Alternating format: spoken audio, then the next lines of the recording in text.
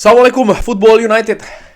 Yes, ada kabar terkait dengan penjualan Manchester United.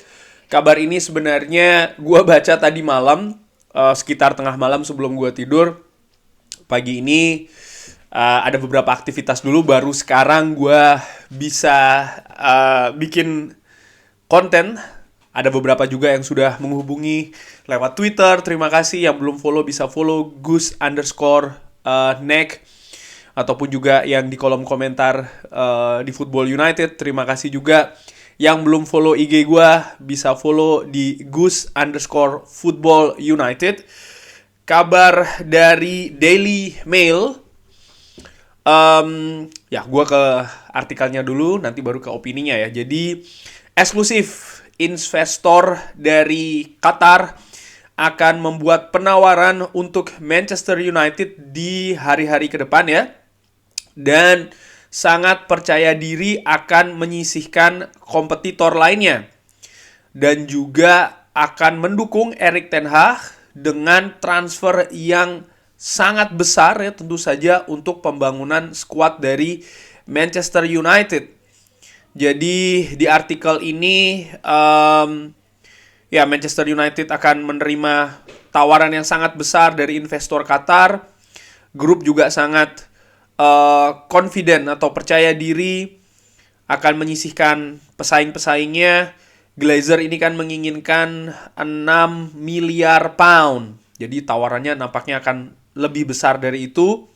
Dan kalau bisa, artinya mereka bisa take over Manchester United, mereka bisa membeli Manchester United, mereka akan membackup nih Erik ten Hag dengan budget transfer yang besar untuk membuat atau membangun skuad Manchester United di musim-musim ke depan. Ya, sumber juga mengatakan kalau ini ada ya sosok ya yang dari Qatar. Tentu saja Qatar ini merupakan host atau tuan rumah Piala Dunia kemarin.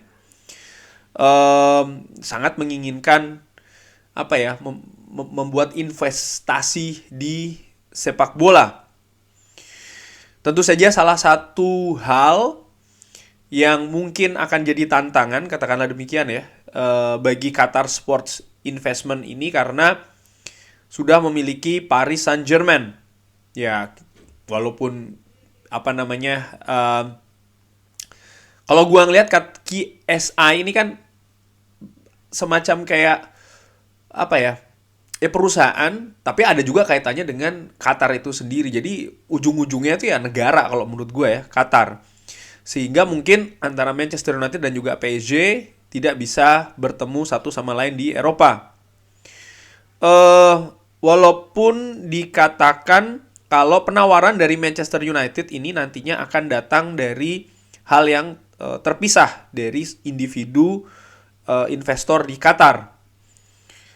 Tidak ada keinginan untuk mengambil secara bagian ya, tapi ingin menguasai secara penuh dari Manchester United. Setelah mereka ini sukses di Piala Dunia, mereka ini sekarang mencari proyek baru.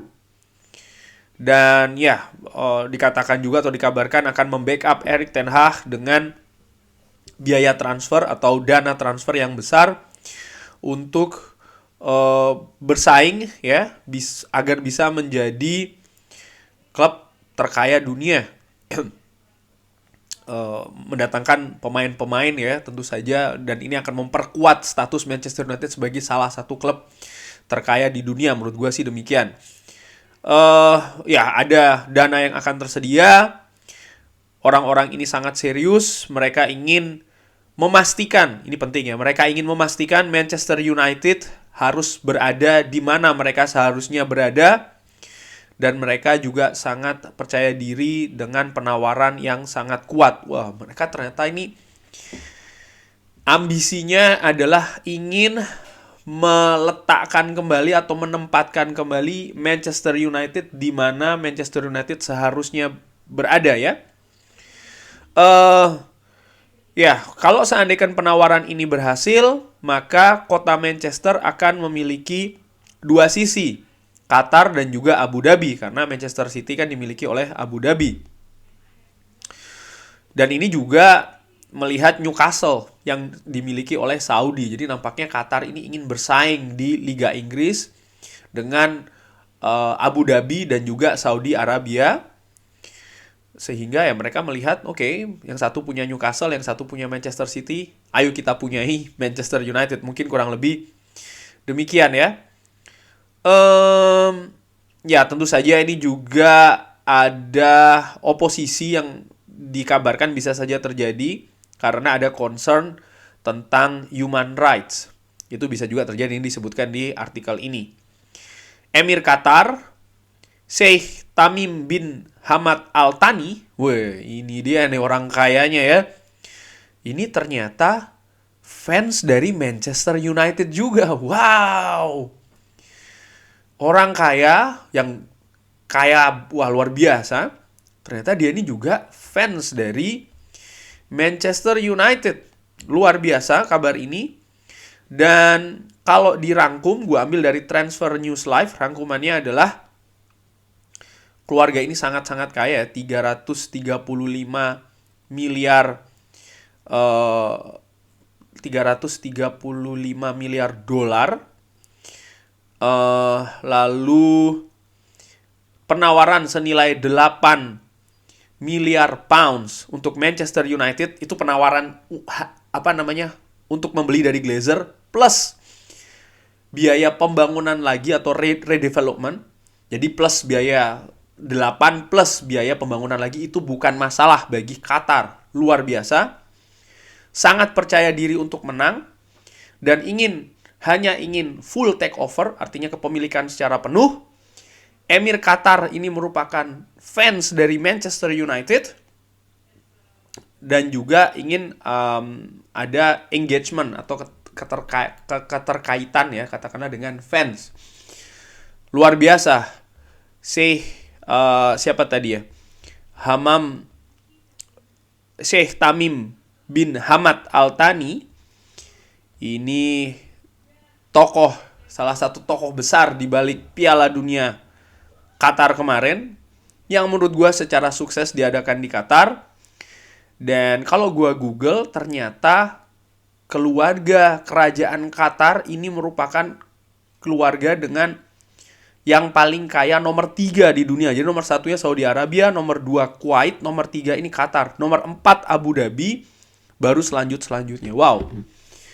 Itu tadi kurang lebih beritanya dari Daily Mail yang banyak juga dikutip oleh beberapa akun sosial media, tapi intinya sama, ada ketertarikan dari Qatar. Mereka punya resource yang sangat besar, tentu saja ada beberapa faktor tantangan ya, human rights tadi mungkin, lalu juga ya Qatar dengan PSG-nya kan, walaupun dikatakan juga nanti yang akan approach ke Manchester United, yang akan proses ke Manchester United ini berbeda dengan yang ada di PSG. Wow, menurut gue ini kabar yang sangat besar. Tapi kalau dikaitkan dengan kabar sebelumnya, bahwasannya Rain Group menargetkan akan ada tawaran paling tidak setelah Ineos dari Sir Jim Ratcliffe, akan ada tawaran lagi yang datang sampai dengan tengah Februari, dan ini sudah memasuki sudah selesai, hampir selesai bahkan ya, pekan pertama dari Februari memasuki pekan kedua, maka akan ada tawaran-tawaran lainnya. Dan Qatar ini sangat pede bisa memenangkan untuk memiliki Manchester United.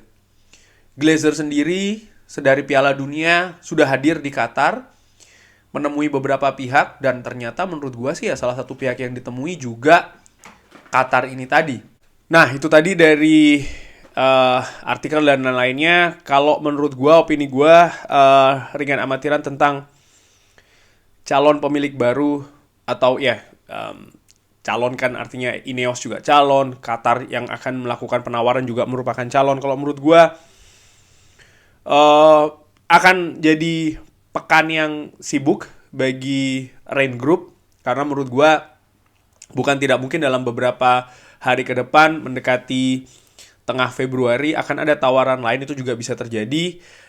Ada kemungkinan juga Glazers akan melepas ke penawar tertinggi ya. Melihat kecenderungan Glazer ini memang ya yang dilihat hanya soal uangnya kan ya. Ada utang yang harus ditutupi tentu saja oleh Glazer dan lain-lain, sehingga dan juga keuntungan yang dia atau mereka inginkan dari penjualan Manchester United, sehingga siapa yang melakukan penawaran tertinggi bisa jadi akan itu yang punya peluang lebih besar. Dan kalau melihat hal tersebut, sejauh ini kalau ada dua penawaran ya, artinya dari Qatar dan juga dari Sir Jim Ratcliffe, Ineos nampaknya Qatar memang lebih punya kekuatan di hal tersebut. Bahkan kalau nanti Dubai juga jadi ikut menawar Manchester United, Saudi pun juga nampaknya Sir Jim Ratcliffe agak sulit nih untuk bersaing dari sisi besarnya dana. Bahkan nanti kalau seandainya ada dari Amerika juga akan memberikan kesulitan bagi Sir Jim Ratcliffe. Mungkin Sobat Football United juga ada yang berpikiran soal bagaimana nanti kalau seandainya memang jadi Qatar dan bertemu dengan PSG, mungkin tidak bisa bertemu satu dan yang lain ya. PSG kan dimiliki oleh QSI, sementara yang gue dapat informasinya ini private investor, jadi bukan QSI walaupun induknya sama-sama dari Qatar kan, karena mereka ya